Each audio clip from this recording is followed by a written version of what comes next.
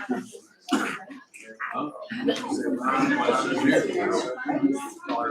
everybody, I'd like to call the meeting to order. Sorry, it's a couple minutes late. Get some final details here. So, thank you for being here. Let's stand and start the pledge. I pledge allegiance To the flag of the United States of America and to the republic for which it stands, one nation, under God, indivisible, with liberty and justice for all.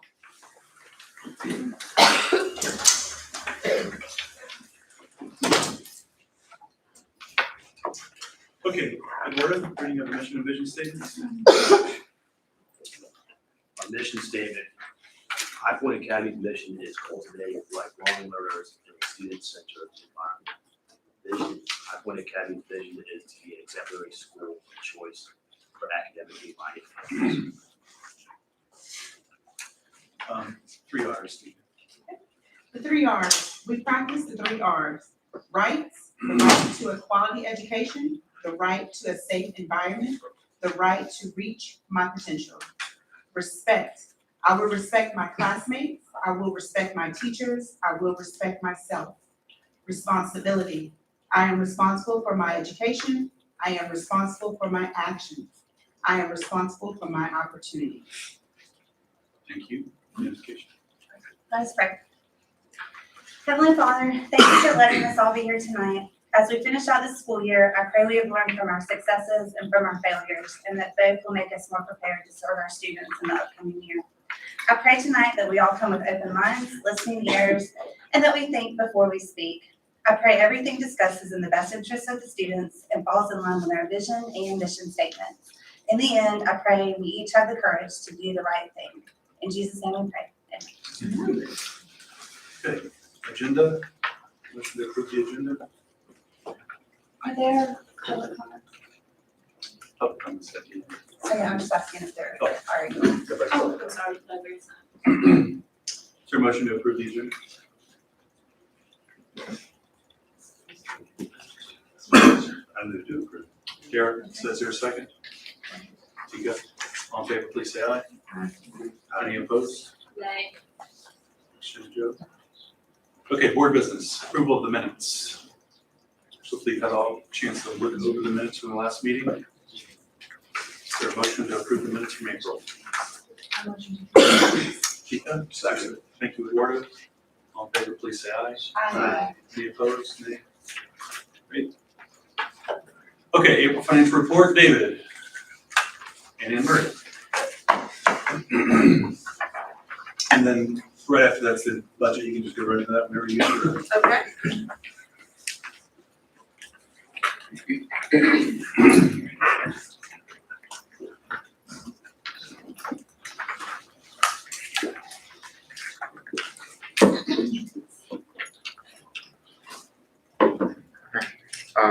So through April, is the first column on the left, revised budget is there, and the second column for the year ending June 30th, 2023, which is upcoming in about a month. Therefore, you should have about 16.67% remaining overall. In the month of April itself, really since February, there's not been a lot of activity that's different month to month to report on a lot. So just kind of going over some of the highlights from prior months. The interest income, of course, we still have a high number here compared to the conservative budget, so that's good. Largely due to the interest rates rising and bond stuff. The rental revenue is come in on track, which is better than some previous years in that regard. On your overall state aid line, which the big line is at 15.85%, opposed to that 16% number. You've received more money in previous months, and student count dropped slightly, which is expected. Just why that's lower than 16%. And overall, 10% remaining in terms of revenue. A lot of that has to do with some federal revenues we received. Basically everything that was, or most everything that was claimed previously, in the month of February, but only budgeted for the salary items, which is why the revenues are over there. So they're trying to be conservative on the budgeting, which you'll see again on the FY24 budget. Only budgeted for salary items in terms of federal funds. I will say that this does not include any of the claims made in April. We've not do the receivable entry for those. So your actual bottom line will be higher once those entries are done. So your second semester salaries, I guess, aren't included, which if I jump down to the bottom line means that this $100,000 to the positive in the black is very good and should just increase, which is how it's going to increase $291,000, largely due to a lot of those federal revenues being put in the system as a receivable.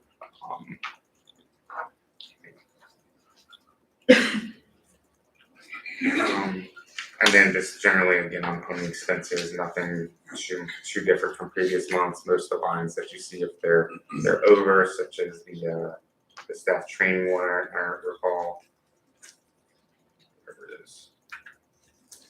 is basically all federal revenues, our federal expenses for the most part, which you get reimbursed for.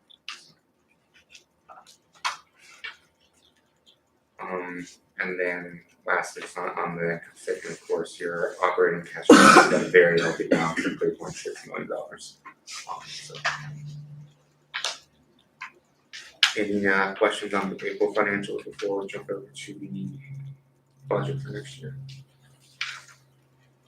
Do you have any concerns? We're getting towards the end of the year now, and two more months of financials.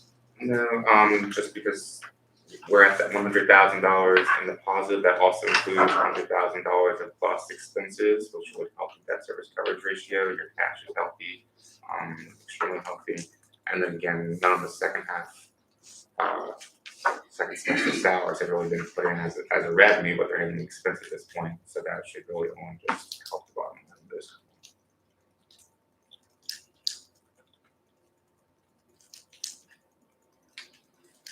Thank you. Any other questions?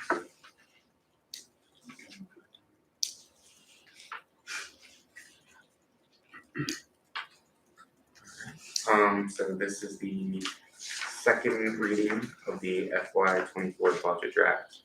We went into a little bit of detail in that regard last month.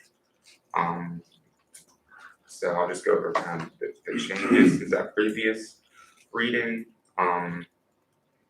This isn't a change, but just kind of notating we saw that high interest income revenue and we've increased it for next year, and it's still conservative, given that $90,000 was there this year. But in terms of any changes from the previous reading, you'll see that these lines, you can see them in the FY23 budget next to it, have been taken down to zero for EETA career specialists, which would be used for reimbursing like guidance counselor costs a lot of times, and then the student health and fitness line below it, and this other student health and fitness line below that, the top one being like PE equipment, teachers stuff, and the other one being nurse revenue reimbursement.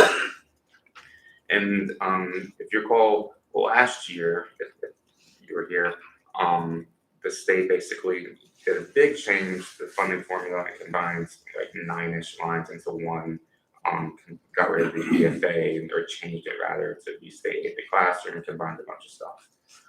This year they're not doing that much of a change with like weightings or anything in that regard, but they are still combining some stuff. So they basically have taken out those 3 lines, so smaller lines, and are saying that it's going to be put in a big pot of money for the state of the classroom line. So what that kind of means is that schools that have an elementary school like y'all could potentially receive slightly less if we think about it, that you were getting nurse funding, but high schools weren't in the past. But because they've increased the budget like way up for everything else, everyone's just going to get the money. So it's not kind of sharing the wealth, I guess. But that was really the only change of revenues. There wasn't much change there. Again, on the federal side, the only thing you see budgeted is the IDEA. And then some ESSER money, all of which are accounted for salaries. IDA is usually, for special ed, and this ESSER is earmarked for, I think, the data room stuff. And then on the expenses, the main change was just. Sorry, could you back up to federal? Yeah. Higher, please. So we're not expecting a Title I next year. Either.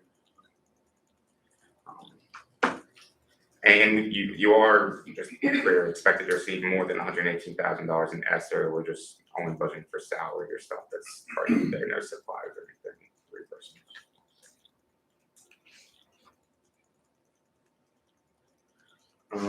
And then on expenses, the only real changes were just kind of salary adjustments overall.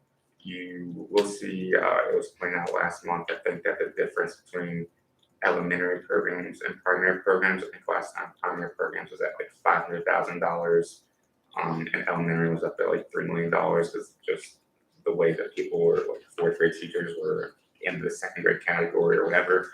So that has been fixed and identified and make sure everyone is in the right grade level, so that you can kind of see the increase overall is spread evenly and is adjusted accordingly. And again, the department budgets weren't changed since the first reading. The only thing that changed was just some salary adjustments overall, and then restructuring kind of where they were aligned at within the budgets makes sense moving forward. But with those salary adjustments, the bottom line is to the positive $440,000 for next year, the year ending June 30th, 2024, which, if met, would meet a 1.23 debt service coverage ratio. That's $250,000 over budgeted what you need to get the 1.10, which is the requirement for the bond and the loan agreement. And the salaries percent of revenue is 67%, which, given the state retirement and insurance increases and whatnot, it really isn't that bad. So, and then lastly, I guess I should mention that the days cash on hand projected for June 30th, 2024 would be 109, which again is well exceeding the requirement. I think it's 45 days for the bond.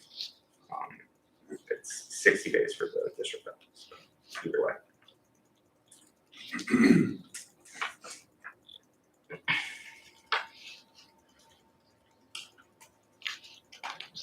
Anything ready to No, we're thrilled with the bottom line and how it's turned out this year on the budget. Just to remind you, it's budgeted at $1,280 for enrollment. That's, you want to project like 135 day count. Historically, we've had, 1 to 3% attrition. So that would set us up with, to start at about 1,340 in enrollment. So just keep that in mind. Because enrollment's a big piece of it.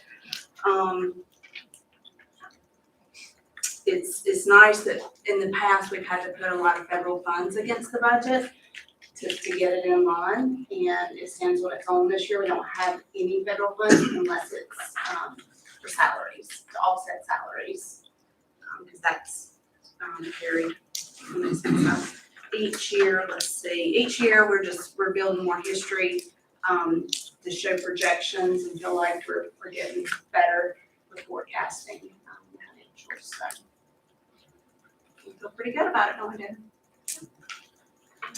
Thanks to the finance committee that helped get this together, and went pretty smooth this year.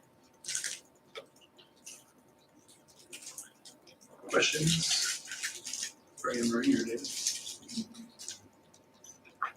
The increase per pupil was very helpful to the budget. 7 or 8%, is that about 7 or 8? That's big thanks to Chris Neely. I know we didn't get Title I money, but the school district went to bat for us. And we did get some increase per student. And we bashed him when we didn't get our Title I, and then we need to give him his due for his work and help with helping us with this. Yeah, 'cause insurance and retirement continues to go up every year.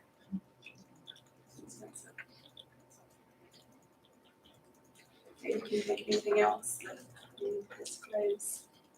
I don't think so, yeah, the enrollment. Yeah, and I think we'll talk about that later in the meeting, right? It's coming up. How it's trending, so. Should we wait till later on budget because of that?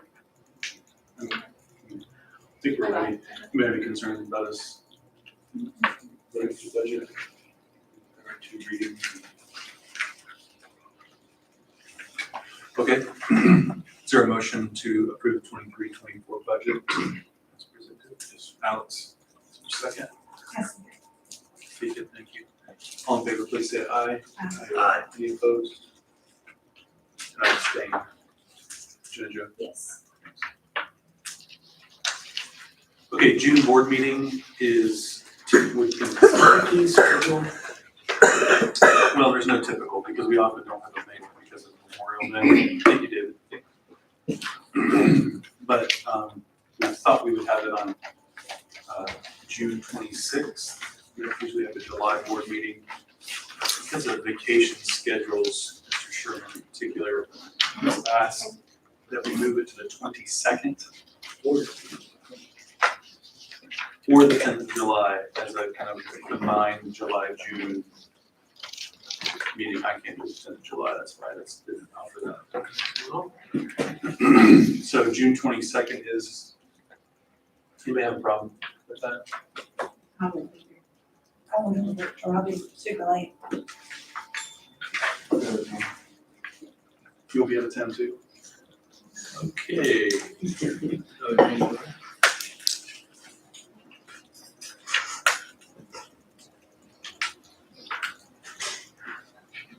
I mean, we could do July 17th, and that would be our June, July. We don't have to have a meeting every month, doesn't matter. 17th. Yeah. I mean, it's the summer, everybody's gone, right? Everybody's gone. Okay.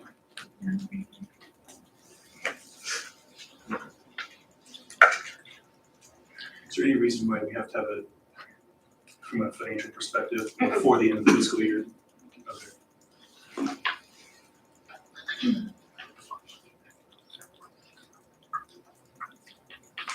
So everybody, Marie, is that right? Then yeah, that's fine. Yeah, I'm good with it. It's, wait, this, I'll be working. what did I say, the 17th? Yeah. I can't do it the 17th. Okay, well, I figure it outside of here, I guess I'll have to maybe text you and try to figure out other options.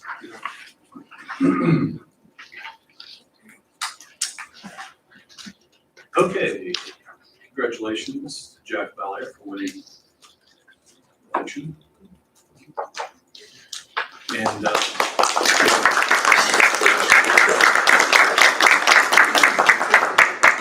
for yourself. So we often do swearing in June, but we're trying to get it done before July 1st when his term starts. But you have some traveling as well, so I thought we'd go ahead and get it done tonight. So if you'll stand, you can step right up here.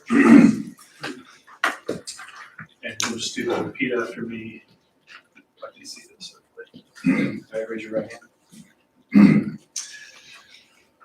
I, and state your name, do solemnly swear I, Jack Belair, do solemnly swear that I am duly qualified, that I am duly qualified, according to the Constitution of this state, according to the Constitution of this state, to exercise the duties of the office to exercise the duties of office to which I have been elected, to which I have been elected. and that I will, to the best of my ability, I will, to the best of my ability, discharge the duties thereof, discharge the duties thereof, and preserve, protect, and defend preserve, protect, and defend the Constitution of this state the Constitution of this state and of the United States. and of the United States. So help me God. So help me God. Congratulations.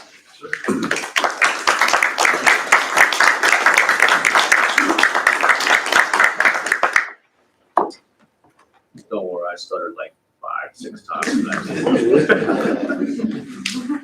Jack's term begins July 1st, 2023, it expires June 30th, 2025. Of course, you're running for election for that. Thank you for being here. Okay, school business, Mr. Sherman. All right, my report. Katie, you ready? There's our quote for the week. I'm not sure which book that is from John Gordon, but a lot of them really like, he's a good writer. Go ahead, Katie. Facilities update, Russell, you wanna do this? We're, on the bank demolition, we're kind of working on a few things there. We are gonna go ahead, I think, move forward. I think Mr. Sherman spoke to Mary Allison and maybe Anne Marie, maybe some conversations there about drawing this demolition permit. I'll go ahead and get that knocked out, pretty soon. The potholes are slated to be done in the travel path, primarily in the big travel path, with the big problems, are slated to be done, I think, the second week of June. The tubing project, that is where we're upgrading the diameter of the water pipe that's going from basically the kitchen across the gym all the way to the other side of the gym and turning back into upward to upgrade their water service to make their restrooms usable and efficient when they have a crowd in there. Mike is gonna start that the second week we're out. Next week, they'll be put some things in place, and then they'll start the week after that.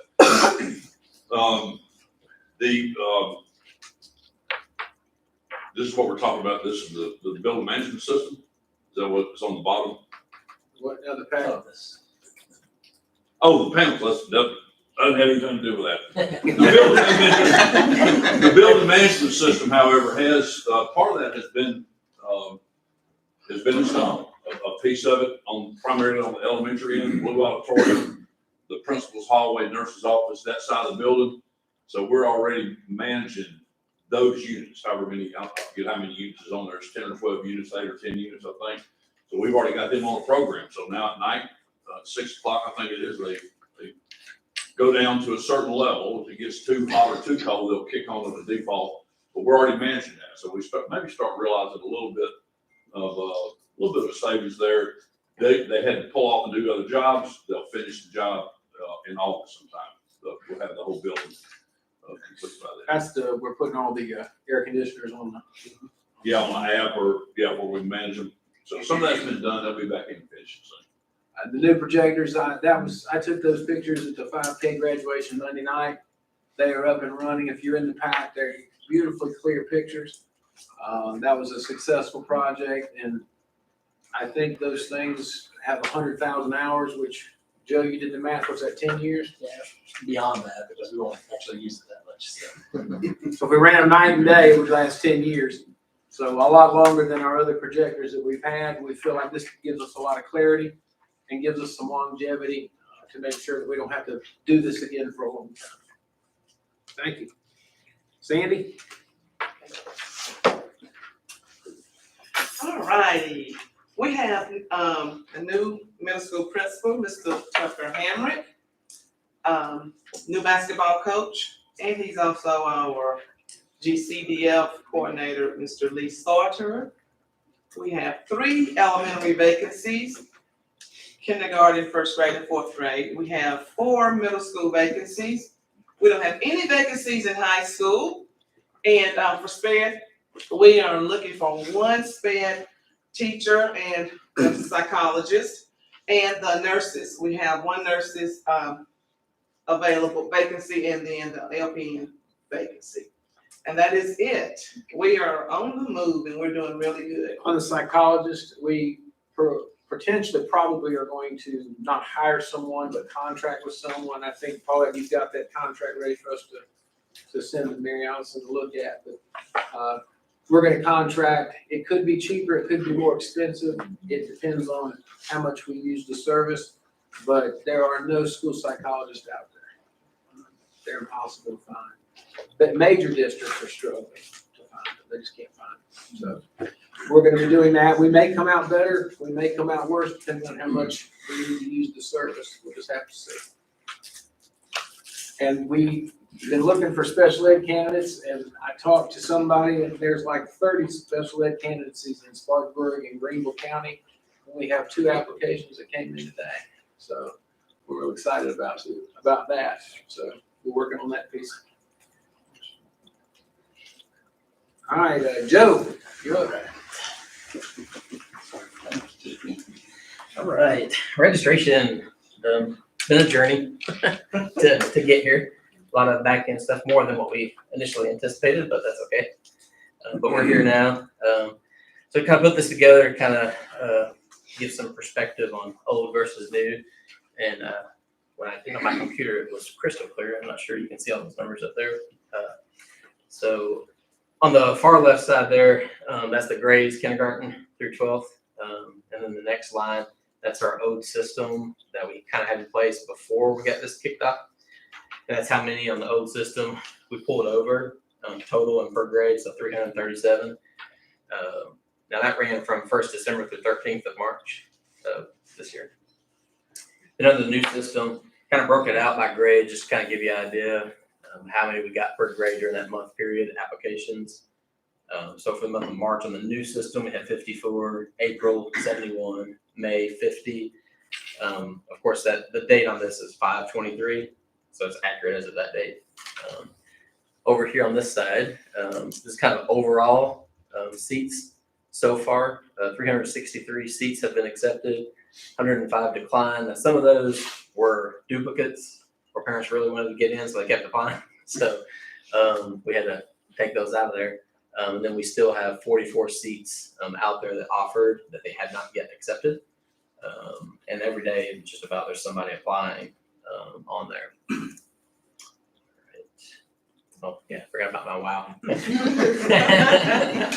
512 overall for between the lottery and applications total so far. And so I did some comparison, trying to pull last year's data and try to compare it to this year. So same time frames, 265 were in the lottery last year, this year 337. And then after the lottery regular applications, 118, and we're at 175 so far at the moment.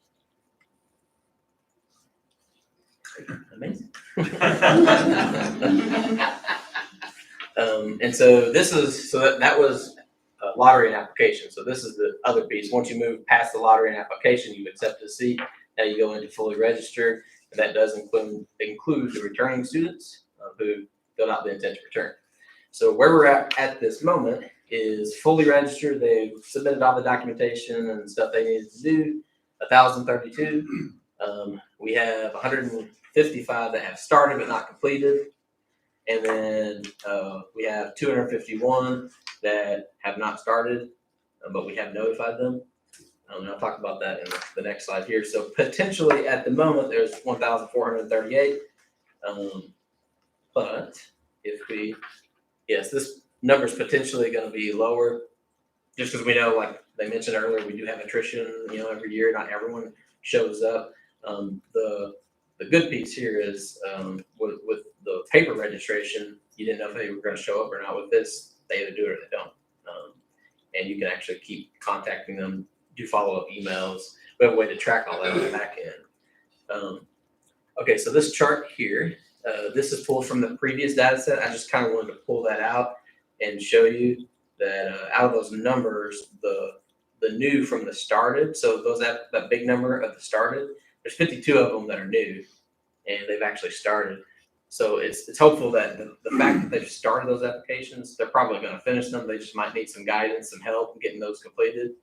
And then new from not started, there's about 80, which is kind of on track with previous years, how that turns out. But what we're doing, this is the first year we've done fully online registration, so there's a learning curve for both parents and staff. And so we've been working through those processes, learning as we go. And so we continue to make phone calls to parents. There's several of us on the team that are keeping track and calling, making notes. and just trying to help them out any way we can. We put out support ticket options where they can do that as a method. They can come up to the front office. I think tomorrow we even have some volunteers who are helping with iPads. Parents come up and they need help with it. Come up there, we'll help you with the iPad, get you registered, and try to take care of it. And then I wanted to just kind of throw this up there. So we're able now online to track these payments and everything. Now this was accurate data as of 5/22. Through the online registration system, we collected about 30,500. But that's excluding any cash check or if they paid on the iPad out front at the front desk. This system doesn't allow me to track that. But it's actually higher than what I had estimated that we would collect through this, so that's a good thing. And we're not even finished collecting yet. Everybody hasn't finished registry. So interesting thing that I noticed, not 100% on this, but every one of these, just about every one of these load dips correlates. If you pull it up on a calendar, roughly it correlates to the weekend. So they don't really pay attention to it on the weekend. But during the week it peaks, higher up where they start paying the registration fees and stuff. So I thought that was interesting. And that is all I have. Anybody have any questions? Good job, Joe. Thank you, Joe. I just want to say this online system is so good because we would used to not add people into the thing because we didn't know. Now we can go ahead and add them. We have a better idea, a better sense, and we're getting more people to apply because they don't have to come in to do it. So I think it was a really good investment for us to do this. All right, next up, Shelley Medford. Okay. Well, we've had a very, very busy end of April and May with testing. And I can tell you that we are 100% complete with our MAP testing and with SC Ready testing. And you may remember that SC Ready, we will not get those results till probably middle of July. And then I'll have more for you on that in the fall because we do have to wait. We will study and analyze them. We'll have to wait till they are no longer embargoed before we can share that at a meeting, but we'll be working on them starting in the summer. These are math results, and what you're looking at right here is elementary math and reading, and this is the percent of students that are at or above grade level. And on the left is math, and on the right is reading, obviously. And you can just look at it and take it in. But the green is there was growth from the fall to the spring in the scores. The blue is it stayed the same, and the red is it was higher in the fall than it was in the spring. And so that's for elementary math and reading. And can we go to the next one? Hold on, go back. Great. Talk to them about how in kindergarten, first and second grade, how much the RIT band grows for a kindergarten or first grader. Yeah, there's a lot of, sorry, before you feel damn about lost my voice. There is a tremendous amount of growth that happens in kindergarten and first grade. The other thing is if you look at fourth and first grade in particular, that's where we have our most first year teachers. And I think that not that they haven't done a great job, but looking at research shows that your first year in anything is not you're going to get better after that. So that was part of it. In kindergarten,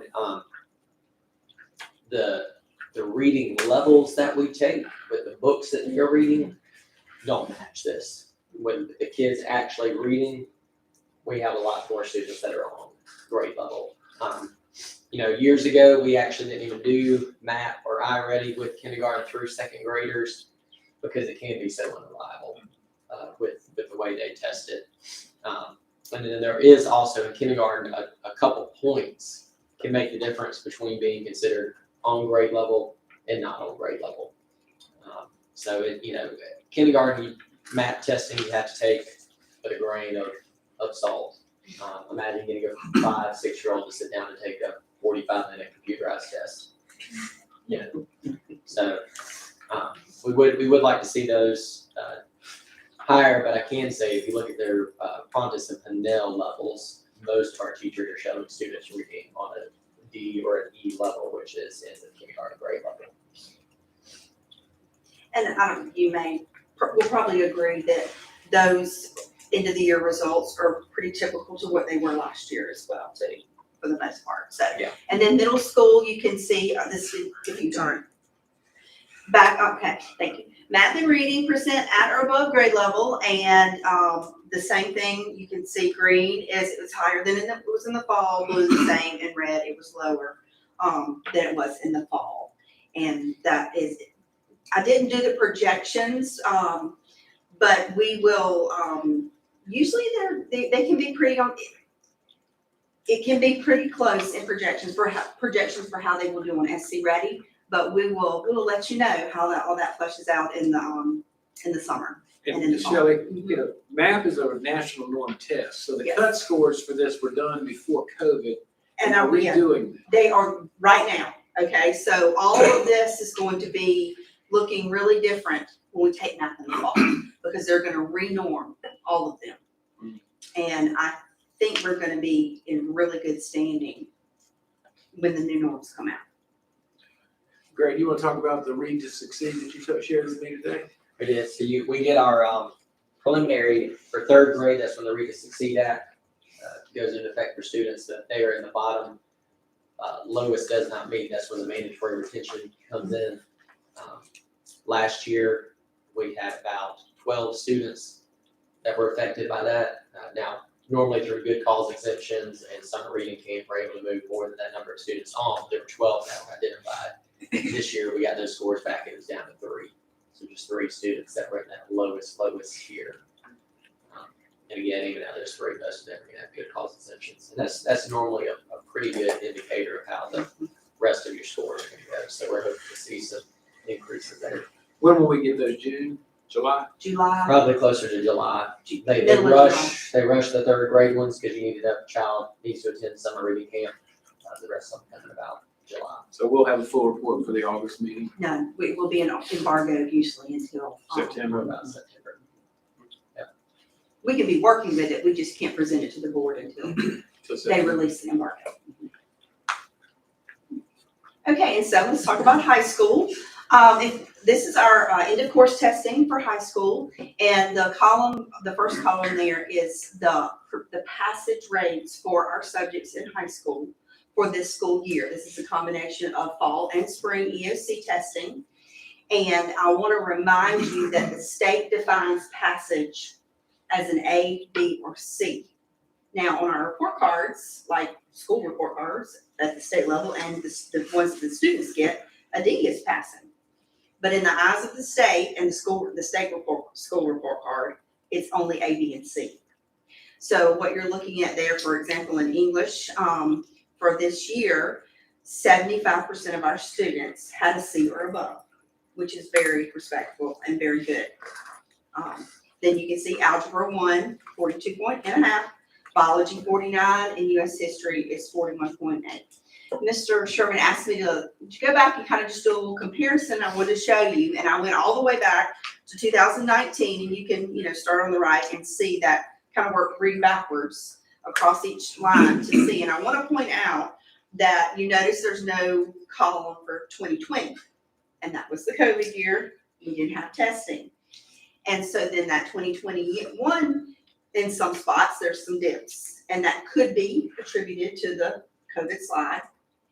Could be some other factors in there as well. But so you can look across each one and see the progression. English has really taken off in the last 2 years and is doing very well.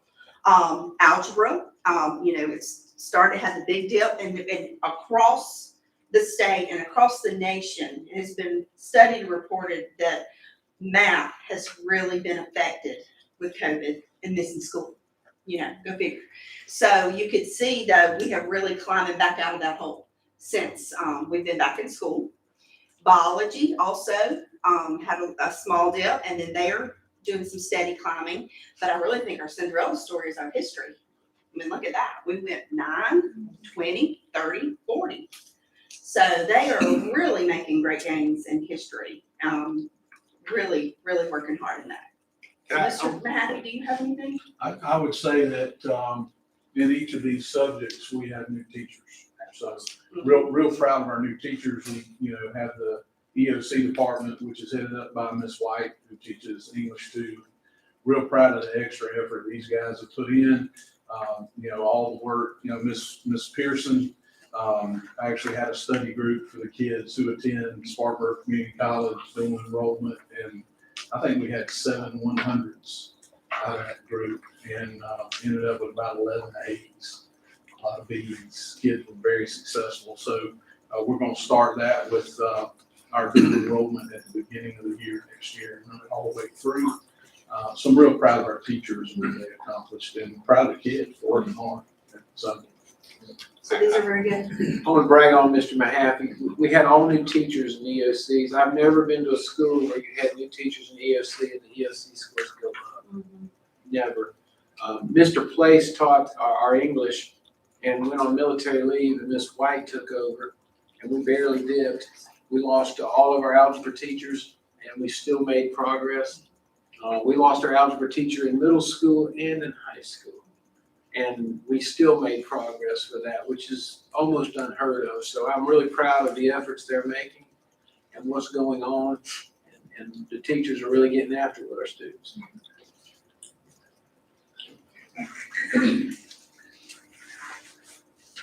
That's the end of our report. All right, thanks. Appreciate it. We have executive session next, so we have a motion that we go into. So thank you, Alex. Mr. Sherman, Charles? They're gonna do it in here. Oh, they are, okay, my bad. Second. Okay. Second, all right. Thank you, Derek. All in favor, please say aye. Aye. Any opposed? Okay, let's take a little break. Thank you, everybody, for being here. Russell, you want to sit on that? Yes, sir. Tammy, you want to sit on that?